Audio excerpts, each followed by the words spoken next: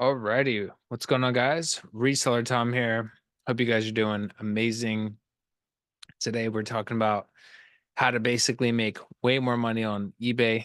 That is today's topic, and yeah, this is gonna be a more relaxed, chilled out video. So, we're talking about how to create more income, better cash flow, how to get sales every single day, how to really net higher sales every single day.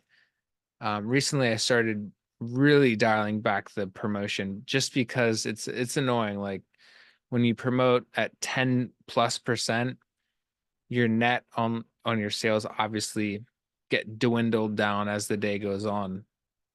It's really annoying, right? So I'm basically bringing everything back to like 2%, 5%, really low promotions, and I'm pretty much getting the same results. Now, that may not be the case for everyone. For my business, I tend to put in higher sell-through rate items, and 2 to 5% works pretty, like, works the same as 10%. I mean, I'm getting the same traffic. So I'm kind of bringing back my promotions, which is really good because, like, it sucks. So like, let's say you have like a $300 day, right? You wake up, turns into like 280, right? Because you have returns that you're paying for. Maybe you got sales throughout the night and you're getting that 10% taken off that net the next day. And maybe 300 turns into 250, and then it turns into 180 because you're just promoting so high, right? So that's not what we're doing anymore. So instead of doing 10%, which I still did a six-figure business doing 10%. I'm bringing it back and I'm seeing the same results. And it's kind of annoying because it's like this whole time I could have just promoted lower, which is it is what it is. And yeah, so for now on, I'm promoting way less and I'm just picking up better items because as I accumulate knowledge and as I get better, and we're all just constantly getting better every single day, we should strive to get better, right? What are some new brands? What are some new categories? Introducing new categories is absolutely beneficial to your business, right? So let's say you're only getting like vintage t-shirts, right? It would be very beneficial to learn new brands to pick up. That way you can add to your bottom line. You can just add that category on to your business. So for me, like, shoes isn't something that I look for. However, if I find like on clouds or something that I know will sell shoe wise, I'll pick it up, whether it's Cool Hans, uh, on cloud, Allbirds. Those aren't even that good. Like, I'm not a huge shoe seller, but if I find those shoes, I'll pick them up because I kind of want to wear them. And I find that when I wear things, they usually sell really fast.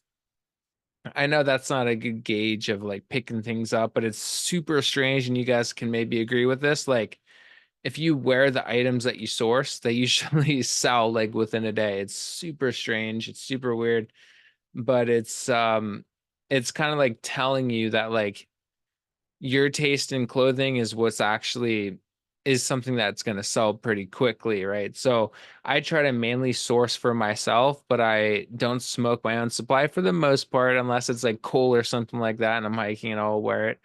I just picked up some Merrell Vibram Moab 3, I believe, hiking shoes, and I go hiking in California all the time, like every single week with my brother. And wearing those shoes, I guarantee they're going to sell super fast. But introducing new categories onto your business is very important, right? So I added like hats. I'd say a year ago or 2 years ago when I started, or a year and a half ago when I started, introduced some hats, and I picked them up for like 50 cents to $1, and they're selling for, $10 to $12 profit on average. I've probably sold over 1,000 to 2,000 hats already, but that was just like a side category, right? So if we want to increase our net, we want to try to try to increase our knowledge when it comes to different categories, whether it's blazers, right? The blazer category is such a profitable category if we can put in the time to learn all the measurements, the different brands, the different fabrics, the different nuances to blazers. I know there's a lot of knowledge when it comes to blazers and sports jackets and things like that. And same with shoes and clothing, jeans. And so it's really important for us to expand our knowledge, because the more that we learn, the more that we earn. It's that simple. And the only reason why I was able to do $82,000 gross my first year in reselling is because I was willing to learn. I was a student, and I'm still a student. I will always be a student. I will never be a know-it-all, right? So whenever someone says like they make it, that's usually when the downfall starts, right? So we always want to be a student. We always want to be learning. We always want to learn new categories. And I think that one way to increase our profit margins and increase our Rolodex is to introduce new categories into our business. And so I primarily do clothing, but I'm not afraid to do like shoes or different technology hard goods that do very well. Like I'm actually really into technology. Like I have a whole technology setup here, the Shure MV7 here. I have a nice monitor here. I have a USB-C connection connected to the monitor right here. I have a Rolo printer. Like I'm really into technology. And so if I find technology, maybe if I know for sure it's going to sell like within a month, why not just pick it up, right? So I do try to I'm primarily clothing, just because it's readily available in my location, whether it's the Goodwill outlet, the retail, or even like flea markets. And so, flea markets are awesome. Like I could wake up at 7 a.m. tomorrow. In California, they actually they start pretty late in California. It's weird. Like the thrift stores start at like 10 a.m. It's super weird. I kind of wish they started earlier so you could get that edge. But the swap meets start at 8 a.m. and all thrift stores start at like 10 a.m. But the swap meet is something that you might want to look into to increase your profit margins, because you can find things there for like $1. So swamp meet is what you can search in Google Maps or Apple Maps, and it's not called like a flea market, it's called a swamp meet. And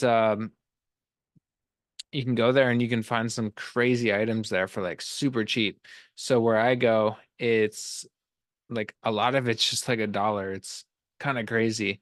And then obviously they have more of like racks and things that they'll charge more, but it's never over like $10. So we should always be looking to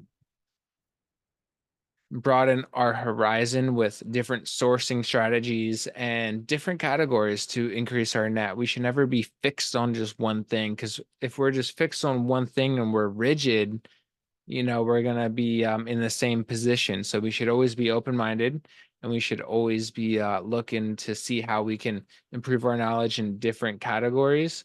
And like I said, we all just need to be a student, learn different categories, learn different things. And in our off time, instead of watching Netflix and chilling out, we should be researching different categories or researching categories that we're into right now. So for me, like I was never a huge jean seller, so I might be into that.